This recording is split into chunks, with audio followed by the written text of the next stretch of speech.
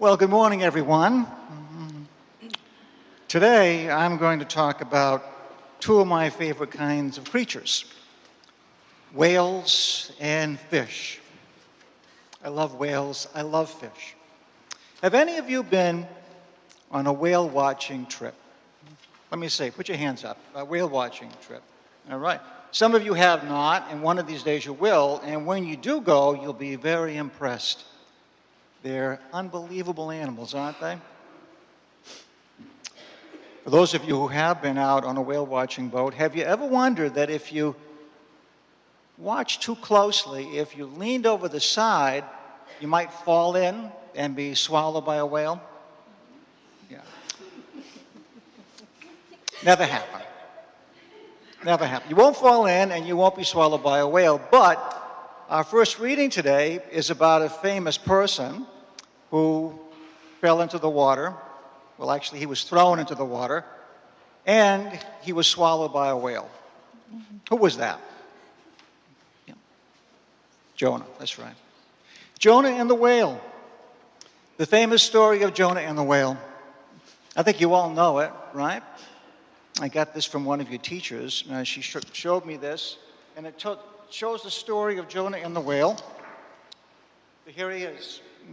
He's in the belly of the whale. And he ended up in the belly of the whale because he was asked by God to do something.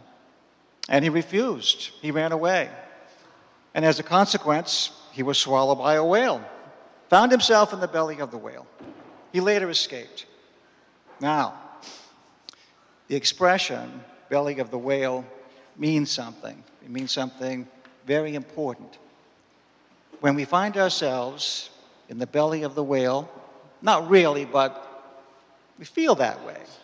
It means that we're in a place that's a little bit dark, a little bit frightening. It means that we have done something that we're sorry about. We know we've done something wrong. We feel bad about it. So we feel like we're in that very dark place, all by ourselves, sort of like being swallowed by a whale. Does anybody know how to escape the belly of the whale, to get rid of those feelings when you hurt somebody, when you run away from God, for example, when you do something wrong, what do you do in order to escape the belly of the whale? Yeah, go ahead.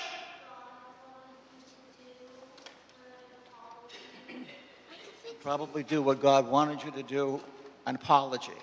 Very good. So you ask for forgiveness, right?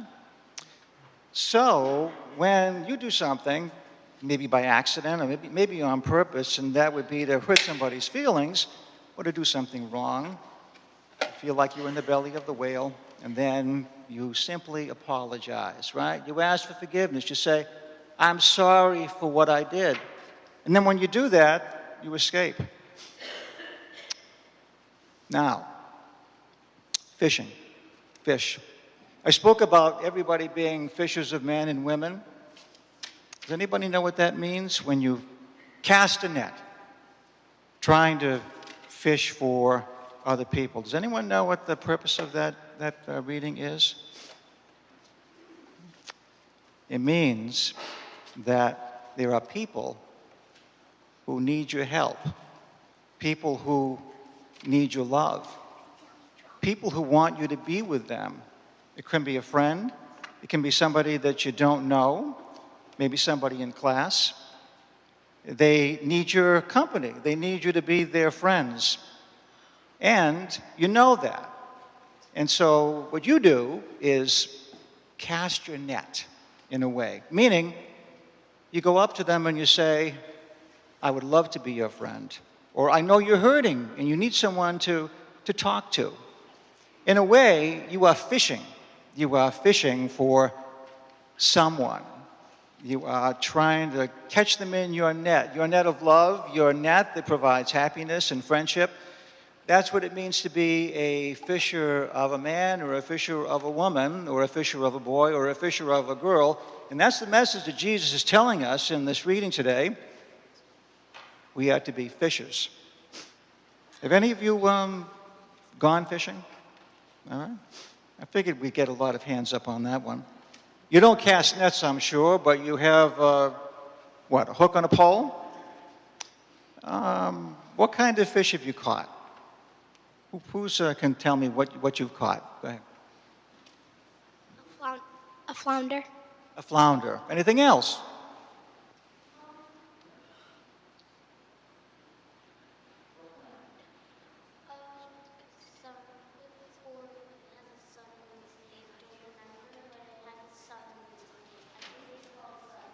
You're right, it's a sunfish. You catch those in ponds.